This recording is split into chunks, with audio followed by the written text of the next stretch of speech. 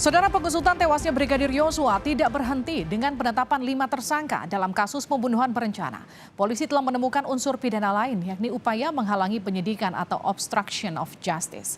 Polisi telah menetapkan 7 orang tersangka kasus obstruction of justice: Irjen Verdi Sambo, Brigjen Hendra Kurniawan, Kombes Agus Nurpatria, AKBP Arif Rahman Arifin, Kompol Baikuni Wibowo, Kompol Cuk Putranto, dan AKP Irfan Widianto.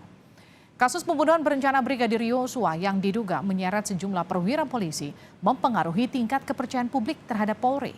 Survei yang dilakukan Lembaga Survei Indikator Politik Indonesia menunjukkan tingkat kepercayaan publik terhadap Polri turun tajam pada Agustus 2022 dibandingkan Mei 2022. Survei ini dilakukan 11-17 Agustus atau sebulan setelah kasus pembunuhan berencana Brigadir Yosua. Pada survei bulan Agustus, tingkat kepercayaan publik pada Polri tercatat 54,4%. Sementara di bulan Mei itu 66,7%. Lalu bagaimana komitmen Polri untuk melakukan pembersihan institusi kepolisian dari polisi yang kerap melakukan penyalahgunaan wewenang?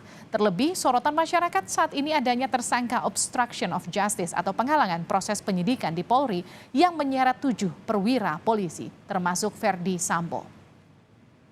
Saudara, Kepala Divisi Humas Polri Jumat siang mengumumkan pemecatan Kompol Cuk Putranto dari anggota Polri. Kompol Cuk Putranto banding atas putusan Komisi Kode Etik Polri. Tersangka kasus merintangi penyidikan Cuk Putranto divonis pemberhentian dengan tidak hormat pada sidang Komisi Etik Jumat dini hari. Selain memecat Cuk Putranto, Komisi Kode Etik Polri juga menjatuhkan vonis penahanan berupa penempatan khusus selama 24 hari. Meski mengajukan banding, Polri tetap menggelar sidang etik bagi tersangka lain dan menyiapkan komisi banding untuk Cuk Putranto. Pemberhentian tidak dengan hormat atau PTDH sebagai anggota Polri telah diputuskan oleh Komisi Sidang KKIP yang bersangkutan menyatakan banding, yaitu merupakan hak yang bersangkutan. Proses tetap berjalan, khusus untuk sidang banding tentunya nanti akan disiapkan komisi banding, koordinasi antara Biro Watprov dengan Divkum Polri. Saudara, kasus pembunuhan berencana Brigadir Yosua berkembang. 7 perwira polisi termasuk Irjen Verdi Sambo ditetapkan sebagai tersangka obstruction of justice atau menghalang-halangi proses penyidikan. Tersangka pertama adalah Irjen Verdi Sambo. Sebelumnya, Verdi Sambo menjabat sebagai Kepala Divisi Profesi dan Pengamanan Kadif Propam Polri. Kemudian ada Brigjen Hendra Kurniawan. Sebelumnya, Brigjen Hendra Kurniawan menjabat Kepala Biro Pengamanan Internal atau Karo Paminal, Divisi Profesi dan Pengamanan Polri. Tersangka berikutnya Kombes Nurpatria. Kombes Nurpatria sebelumnya menjabat sebagai Kepala Detasemen A Biro Pengamanan Internal, Divisi Profesi dan Pengamanan Polri. Kemudian AKBP Arif Rahman Arifin sebelumnya menjabat sebagai Wakil Kepala Detasemen B Biro Pengamanan Internal, Divisi Profesi dan Pengamanan Polri. Tersangka berikutnya adalah Kompol Baikuni Wibowo. Sebelumnya menjabat pemangku sementara Kepala Subbagian Pemeriksaan Bagian Penegak Etika Biro Pertanggungjawaban Profesi Divisi Propam Polri. Kemudian Kompol Cuk Putranto jabatan sebelumnya memangku sementara Kepala Subbagian Audit Bagian Penegak Etika Biro Pertanggungjawaban Profesi Divisi Propam Polri. Tersangka terakhir adalah AKP Irfan Widianto, sebelumnya menjabat sebagai Kasubdit 1 Subdit 3 Ditipidum Barreskrim Polri. Irwasum Polri Komjen Budi Agung Marioto menyatakan 6 pelaku obstruction of justice akan ditindak etik. Sidang etik berjalan sejak kemarin. Pada saat rilis Jumat yang lalu sudah disampaikan ada 6, yaitu Saudara FS, BCP HK, KBP ANP, AKBP AR, Kompol BW, dan Kompol CP. Penyidik sekarang sedang melakukan pemberkasan terhadap ke-6 tersebut. Sekaligus saya tambahkan ya, terhadap ke-6 tersangka obstruction of justice ini, Divpropam juga akan segera menyidangkan kode etik terhadap ke-6 orang tersebut. Bahkan kalau bisa hari ini mulai. Saudara, lalu bagaimana komitmen Polri untuk melakukan pembersihan institusi kepolisian dari polisi yang kerap melakukan penyalahgunaan wewenang, terlebih sorotan masyarakat saat ini adanya tersangka obstruction of justice atau penghalangan proses penyidikan di Polri yang menyeret 7 perwira polisi termasuk Verdi Sambo. Kita akan bahas bersama dengan anggota Kompolnas Albertus Wahyu Rudanto. Selamat malam Pak Albertus. Wah, saya panggilnya Wahyu, Mbak ya. Ya, Wahyu. Baik, Pak Wahyu, selamat malam. Selamat malam Mbak Liviana ya. Baik, selanjutnya saya juga akan sapa Pak Sugeng Teguh Santoso, Ketua IPW. Pak Sugeng. Selamat malam Mbak Liviana dan Pak Wahyu, selamat malam. Baik. Malam Pak Sugeng.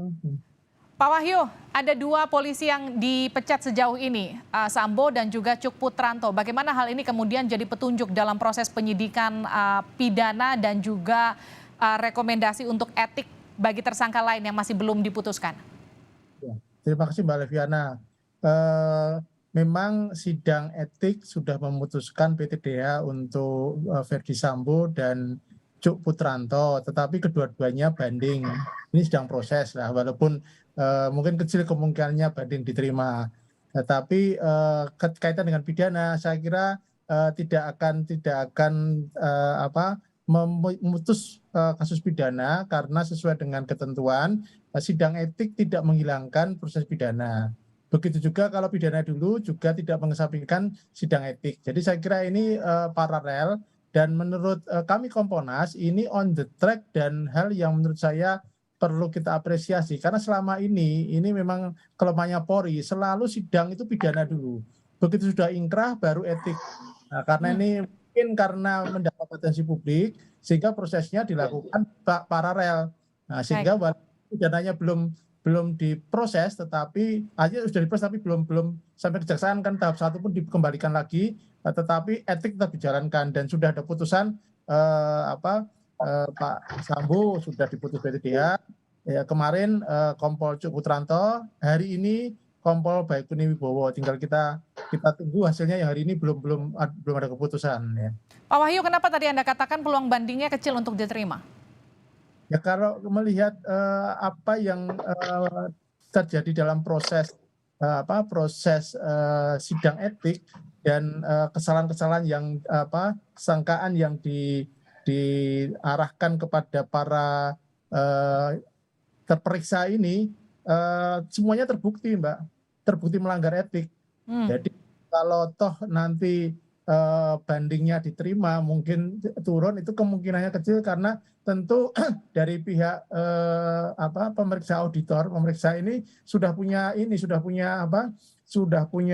ukuran-ukuran, ya punya parameter lah, ukuran-ukuran ini kategorinya benar salah. Seperti kalau hakim ada pasal-pasal yang tidak mungkin tidak mungkin dihindari sehingga harus keputusan itu harus diambil gitu ya. Oke, saya ke Pak Sugeng. Pak Sugeng, ini kan sidang proses pidana dan juga proses etiknya digelar paralel begitu. Apa yang kemudian jadi catatan IPW? Ini apakah kemudian jadi bentuk upaya dari polisi untuk kemudian melakukan percepatan untuk menyelesaikan kasus ini? IPW mengapresiasi ya tim sus dan juga Komisi Kode Etik Kepolisian karena mendahulukan proses sidang etik ya. Dengan mendahulukan proses sidang etik, maka implikasinya nanti apabila putusan banding ini mereka punya waktu 24 hari paling lama ya mengajukan memori banding, diputus berkekuatan tetap, maka mereka tidak menjadi beban Polri kembali ya. Karena begitu putuskan mereka hak-haknya akan dicabut. Berbeda apabila menunggu putusan pidana dulu ya. Menunggu putusan pidana itu kan bertahun-tahun, hak-haknya akan tetap diberikan sebelum dicabut. Jadi seperti ini ya, ini sesuatu yang baik. Oleh karena itu terkait juga apabila nanti ke depannya ada dugaan pelanggaran kode etik bersamaan dengan adanya dugaan tindak pidana, etiknya dikedepankan dulu ya. Kalau etik kan nanti dasarnya tidak berdasarkan putusan pidana, tetapi pada beberapa pasal di dalam kode etik yang terpenuhi ya. Mereka misalnya terdapat permufakatan untuk melakukan satu tindakan melanggar hukum, ya, bermufakat, ya. Nah, itu bisa dibuktikan merusak barang bukti. Berarti mereka melanggar sikap profesional, ya. Melanggar kewajiban bahwa dalam tugas itu menjalankan norma hukum, ya. Jadi sudah terbukti, kalau sudah terbukti dengan meyakinkan, tidak ada lagi keraguan, pasti diputus PTDH. Mereka bisa nggak bebas atau diringankan, ya? Kalau secara substansinya bebas, menurut saya tidak, ya. Bebas tidak. Kalau diringankan juga, kalau sudah PTDH juga berat lah, ya. Karena terbukti semua itu yang dituduhkan, gitu, Mbak. Oke, saya ke Pak Wahyu lagi. Pak Wahyu, ini kan kemudian jadi pertanyaan ketika dari awal Verdi Sambo juga menjalani sidang etik yang dikatakan Kapolri bagian dari transparansi, tapi sidang etiknya berjalan tertutup. Kenapa kemudian ini dibiarkan sampai kemudian sidang etik berlanjut sampai sekarang, begitu? Adakah kemudian rekomendasi dari Kompolnas terkait dengan hal ini? Begini, Mbak. Pada peraturan kepolisian nomor 7 tahun 2022 tentang kode etik, memang pada pasal 40 disebutkan pimpinan sidang, dalam ini komisi etik, bisa menetapkan sidang ini tertutup atau terbuka. Saya kira tentu ada beberapa pertimbangan-pertimbangan, karena ketika sidang Verdi Sambo yang pertama, kami Kompolnas diundang dan sesuai dengan ketentuan di Perpres, kami Kompolnas memang bisa menghadiri. Jadi dapat menghadiri itu ada di dalam Kepres. Dan kami memang melihat banyak sekali hal-hal yang berkaitan dengan proses di pidana terungkap di situ oleh para saksi. Kemungkinan ada hal-hal yang nanti dikhawatirkan mengganggu proses penyidikan. Itu kemungkinan. Kemudian ada juga lain. Saya kira ini kewenangan ada pada pimpinan sidang dan itu di ketentuan dalam Perpol ada. Tapi saya kira selama ini tidak pernah, karena dalam ketentuan sidang kode etik itu kan internal polisi. Tetapi sekarang oleh Kapolri kan bisa kita menyaksikan sendiri bagaimana keadaannya memang diperiksa betul. Jadi selama ini kan ada suara-suara seolah-olah sidang etik itu hanya pura-pura saja karena pengumuman. Tapi ini sidang terbuka. Soal materi dan isinya bisa terbuka atau tidak, saya kira ini kewenangan ada. Kita hormatilah, kita harus menghormati apa yang menjadi kewenangan pemeriksa pimpinan sidang untuk menggali mengeksplorasi lebih dalam, Mbak. Ya. Saya ke Pak Sugeng. Pak Sugeng, yang kemudian jadi sorotan selanjutnya ini kan obstruction of justice ini kemudian menyeret 7 perwira polisi termasuk Verdi Sambo. Artinya butuh upaya keras bagi kepolisian untuk memulihkan kepercayaan masyarakat terhadap lembaga atau institusi ini. Apa yang kemudian harus dilakukan pertama kali sekarang selain mempercepat prosesnya? Ya, mempercepat proses, kemudian menurut saya konsistensi, ya. Konsistensi institusi Polri yang dalam hal ini Pak Kapolri, konsistensi terus untuk selalu apabila ada pelanggaran ditindak, gitu ya. Jangan ada yang dilindungi. Kemudian pada tingkat bawah, ya, pada masing-masing satker ini juga harus diperhatikan suka melindungi anggota yang bersalah, ya. Ini harus diawasi nih, ya, Pak Kapolri ini. Ini saya IPW baru merilis seorang brigjen diduga memanipulasi dokumen hasil gelar perkara, ya. Ini terkait kasus yang sama? Bukan, ya, ada kasus lain, ya. Jadi terkait kasus ini, terkait kasus obstruction of justice, harus segera diangkat, diselesaikan proses penyidikannya, ya, kemudian diserahkan kepada jaksa, kemudian untuk disidangkan supaya pekerjaan terkait adanya dugaan pelanggaran ini sudah beres lah. Semua dibawa ke pengadilan, tinggal Pak Kapolri mendapat catatan dari Komisi 3, pembenahan di internal, ya, pembenahan besar-besaran di internal ya tinggal dilakukan. Nah, Kompolnas ini punya peranan nih untuk memberikan masukan-masukan tentunya, ya. Kalau IPW kan cuma kicau-kicau aja di luar begini, ya, IPW. Ya, Pak Wahyu, di-mention sama Pak Sugeng tuh. Jadi ini adalah justru ditunggu gerakan Kompolnas untuk memberikan masukan dan juga menagih komitmen Polri untuk melakukan pembersihan institusi sekalian pas lagi ada momentumnya di kasus ini? Kami concern betul, terima kasih Pak Sugeng. Jadi Kompolnas pun juga harus diawasi, yang ngawasi siapa? Publik.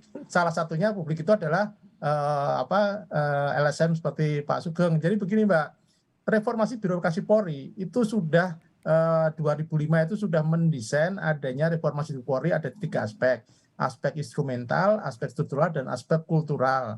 Aspek struktural saya kira sudah berjalan gradual, berjalan terus ya perbaruan organisasi.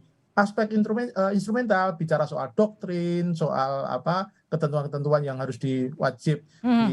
Lalu kultural, yang kultural ini yang jadi masalah, dan sekarang ini harus didorong betul. Kita dari kasus Sambo ini belajar bahwa aspek kultural ini ternyata tidak maju mundur, tapi justru mundur terus. Nah, ini yang harus kita dorong, Mbak ya. Pak Wahyu, tapi kan dalam kasus ini kita juga sama-sama memang sistemnya seperti itu ya. Jadi polisi memeriksa polisi, tapi karena masyarakat melihat kasus ini terlalu besar begitu dengan juga melibatkan lingkup anggota kepolisian yang juga cukup banyak. Bagaimana kemudian memastikan bahwa ini bisa dilakukan katakanlah seadil-adilnya begitu, setransparan-transparannya? Kami sudah intensif rapat betul. Kemudian rapat terakhir minggu lalu langsung dipimpin oleh Pak Mahfud MD selaku ketua. Nanti akan minggu depan akan dilanjutkan lagi, kalau tidak Selasa Rabu jadwalnya. Kita memang diminta membuat kajian untuk membuat memorandum yang akan disampaikan melalui Bapak Presiden, karena kami di bawah Presiden. Salah satu adalah struktur organisasi yang tidak pas itu kita usulkan untuk ada dilakukan reposisi, seperti misalkan Propam. Propam ini dia juga penyelidik, dia juga polisi juga. Nah, ini kita sudah ada beberapa konsep yang akan sedang kita matangkan itu nanti, sehingga tidak ada yang namanya kekuatan super body. Kita akan desain menjadi ada balances. Kemudian kalau Wasidik itu kan seperti tadi yang dimasalahkan Pak Sugeng tadi, itu kan pengawasnya penyidik tapi di bawah kabar.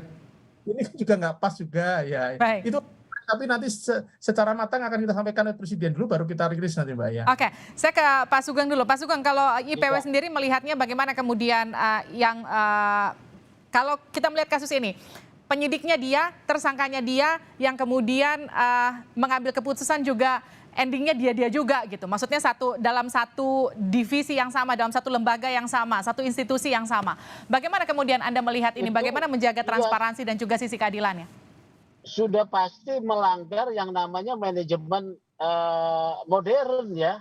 Pemusatan kekuasaan itu pasti akan terjadi penyimpangan. Pemusatan kekuasaan pasti akan terjadi penyimpangan, arogansi. Ini tidak boleh. Harus kemudian ada keseimbangan atau check and balances ya. Harus terpisah kewenangan-kewenangannya yang besar itu. Itu satu, seperti itu. Kemudian yang tadi kultural itu betul ya, bukannya maju mundur jadi mundur. Saya ketawa itu Pak ya. Memang iya betul ya, perilaku sewenang-wenang ya, kemudian sok kuasa menggunakan kewenangannya, kemudian mencari keuntungan itu banyak terjadi. Ini harus dibabat-babatin ini ya, jangan ada ampun menurut saya ya, supaya kapok yang lain juga menjadi ini, menjadi peringatan buat yang lain ya. Seperti itu. Artinya ini juga jadi tuntutan dari masyarakat dan momentum untuk pembuktian bagi institusi Polri untuk menyelesaikan kasus ini setransparan dan juga seadil-adilnya. Terima kasih Pak Wahyu dari Kompolnas, terima kasih juga Pak Sugeng dari IPW.